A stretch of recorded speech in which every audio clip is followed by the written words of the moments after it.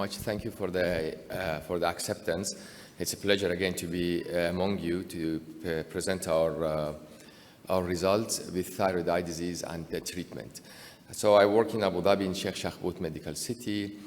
So thyroid eye disease is an autoimmune disease, and we jointly manage the patients. I have to confess they are one of the most complex cases which we see in the clinic because they are often misdiagnosed, mismanaged. They come to our clinic very late, or if they come, there is already complications, and they are really poorly understood. Well, what we know for sure that it's an autoimmune disease, and there are autoantibodies, and there are shared antigens, and therefore we see the hyperthyroidism, and there we see the thyroid eye disease. And the antigens are the IGF-1R as well as TSHR, which are near each other. Okay, and they are functionally interactive. And in thyroid eye disease, they are also upregulated. So what happens is that there are the autoantibodies, they go to these joint antigens, and then we end up with the thyroid eye disease. So this is, a very typical case of, not very typical, but, this is over time. This patient has joints issues, autoantibody, he has vitiligo, diabetes mellitus type 1, and thyroid eye disease and hyperthyroidism. So, and as you know, the presentation is it could be very mild, it could be extremely, very, very, very severe, and very mild to loss of vision, and it can affect the children as well. So the treatment comes of whom to treat and how to treat, really. Up to now, at the end of the day, the patient is the subject of our common, so we work together to help the patient. So endocrinologists, ophthalmologists, ENT, radiotherapist, immunologist, and other support, nurses, specialist nurses, we work all together to help the patient. I personally think, we in our department, that the first step to treatment is to change the lifestyle. So I always recommend them, I take first time, 20 minutes, half an hour to discuss with them to change the way how they live, okay? And if they read books, I send them these books, which I think are amazing books in changing our life. Even us, and these are indispensable books for everybody, really. So stopping smoking. In our Arab world, we use, a lot of burn woods for the smell in the house. This is exactly as smoking, but with a better scent. So I tell them to stop it completely. And the treatment, I will give you some examples which we go through. Like a mild one, we do, okay, you know what? Do your lifestyle change, then supportive treatment, lubrication, selenium, pillows up, stop smoking, and so on. More severe cases, we can use other immunosuppressive treatment. And if it is very severe, IV steroids, which are often unresponsive, and if they respond, the recurrence rate is more than 30–40%. Rituximab, different publications as a response in thyroid eye disease. And tocilizumab is excellent, is very good, not FDA approved. Other immunosuppressive treatments, azathioprine, mycophenolate, CSA, cyclosporine A, and methotrexate. It takes 6 months to 2 years to see any effect, if any, and none of them are FDA approved. So recently, Teprotumumab was approved a couple of years ago by the FDA, and alhamdulillah, UAE was the first country outside USA. We were privileged to use it, and together with the endocrine team, Dr. Hassan is here, we have been able, to treat these patients. So what happens with Teprotumumab, that it really blocks that antibodies is attaching to this IGF-1R, and consequently it stops all of the secondary cascades, which results to the clinical presentations of the disease. So we had about 27 patients, 14 patients were included in this study, and alhamdulillah we had quite favorable results, which I show you the results now.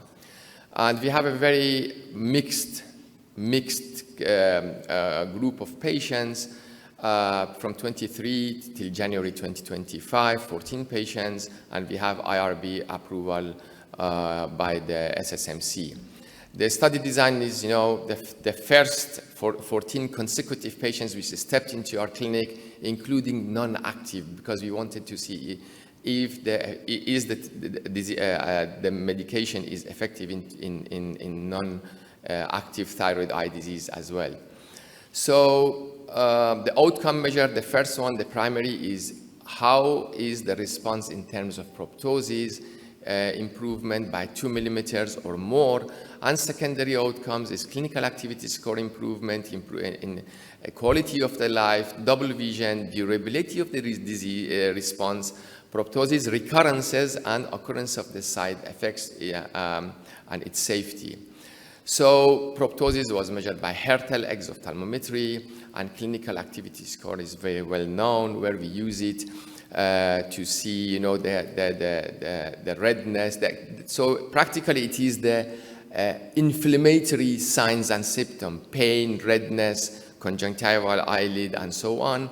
And when we see them, if they are getting worse in terms of double vision and proptosis, we take pictures of all of our patients, and then we document that. Double vision, this is our subspecialty. We use Gorman's, and there are 4 categories of that, and we say how it is affecting their daily life. So 0, there is nothing. 1 is little bit. 2 is, oh yes, it is, and 3 is very much affecting their daily life routine. They cannot drive, see, read, and so on.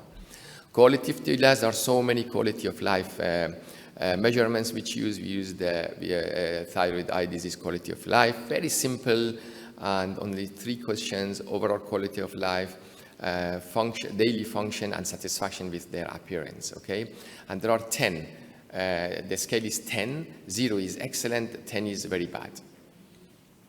The statistical for each question, statistical analyses. These were used, and I didn't do them, but my co-authors did that. And the results, we had initially 23 patients, and then 14 met the inclusion criteria, which we had, and then two withdraw from the treatment. And then, so here they are the overall results. We have 7 male, 7 female, equal in the other studies, Europe, North America, and other places, in female or more, but with us, female and male are equal. Age is younger in UAE. In other countries is more towards 50, but we are more towards 40. Non-smokers, interesting. None of them are smokers, but I'm sure most of them they use, because they're all Emiratis. So most of them, nearly all of them, they use the bukhur and dukhun at home. So they burn these woods for the people. So they burn wood, the scented wood at home, to make the house a nice smell. And 6 of them were quite, no treatment. And 8 of them, they had other treatments, which is interesting.